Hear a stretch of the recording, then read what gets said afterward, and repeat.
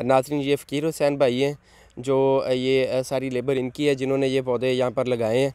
तो अब मज़ीद जो है वो अब हम इनसे कुछ सवाल जवाब पूछते हैं कि ये इन्होंने ये कैसे कैसे लगाए।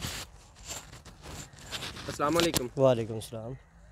फ़कीर हुसैन भाई की हाल ने? ठीक ठाक जी, तुसीं शुक्र जी अल्लाह दा शुक्र है। अच्छा ये दसो कि भी तुसी किन्नू जेह्ड़ा लाया वे किन्ने किन्ने फासले ते लाया जे? ये 13 बाई 15 दा जी।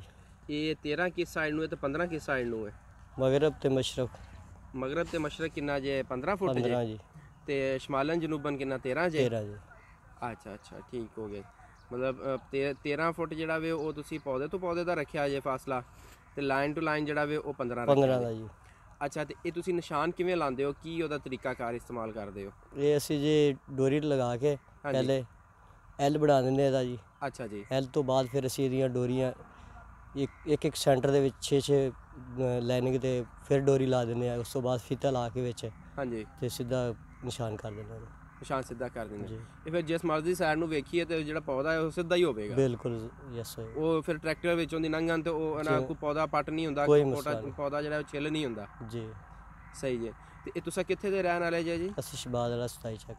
ਅੱਛਾ ਤੇ ਅਗਰ ਕਿਸੇ ਨੇ ਬਾਗ ਸ਼ਾਗ ਲਵਾਉਣਾ ਹੋਵੇ ਤੇ ਤੁਹਾਨੂੰ ਰਾਬਤਾ ਕਰ ਸਕਦਾ ਜੀ? ਬਿਲਕੁਲ ਜੀ। ਤੁਸੀਂ ਆਪਣਾ ਨੰਬਰ ਜਿਹੜਾ ਵੀ ਉਹ ਦੇ ਦਿਓ। ਠੀਕ ਹੈ ਜੀ। 0346 75 34 224 0346 75 75 34 34 224 224 ਠੀਕ ਹੋਈ। ਤੇ ਇਹ ਕੀ ਫੀ ਪੌਦੇ ਦਾ ਕੀ ਹਿਸਾਬ ਕਿਤਾਬ ਜੇ ਹੁੰਦਾ? ਤੁਸੀਂ ਕਿੰਨੇ ਲਵਾਈ ਲੈਂਦੇ ਹੋ? 15 रुपए भी ले रहे हैं जी, 18 रुपए भी ले रहे हैं। अच्छा जी। बड़े बूटे का यानी कि गमले वाले का 18 रुपए 20 रुपए। अच्छा जी। ये ਤੇ ਕੋਈ ਰਹਿ ਸ਼ਾਇਦ ਕਿੰਨੀ ਕਰ ਛੱਡਦੇ ਹੋ? बस जे कोई अच्छा बंदा मिल जाए रियायत भी हो जाती है जी। ਠੀਕ ਹੈ। ਤੇ ਇਹ ਤੁਸੀਂ ਕਿੱਥੇ ਤੱਕ ਜਿਹੜਾ ਹੈ ਨਾ ਦੂਰੋਂ ਦੂਰ ਇੱਥੋਂ ਸ਼ਬਾਜ਼ ਵਾਲੇ ਤੋਂ ਕਿੰਨੀ ਦੂਰ ਤੱਕ ਜਿਹੜਾ ਤੁਸੀਂ ਪੌਦੇ ਲਾ ਕੇ ਦੇ ਜਾਂਦੇ मैं ਹੋ? तकरीबन कोई मरोड़ तक जा रहा है जी। ਅੱਛਾ ਤੇ ਇੱਧਰ ਦੂਜੀ ਸਾਈਡ ਰੂਨਾਬਾਦ? हाँ जी, हुरूनाबाद। ਅੱਛਾ ਰੂਨਾਬਾਦ ਤੱਕ ਜਿਹੜਾ ਤੁਸੀਂ ਲਾ ਕੇ ਦੇ ਜਾਂਦੇ ਹੋ। जी।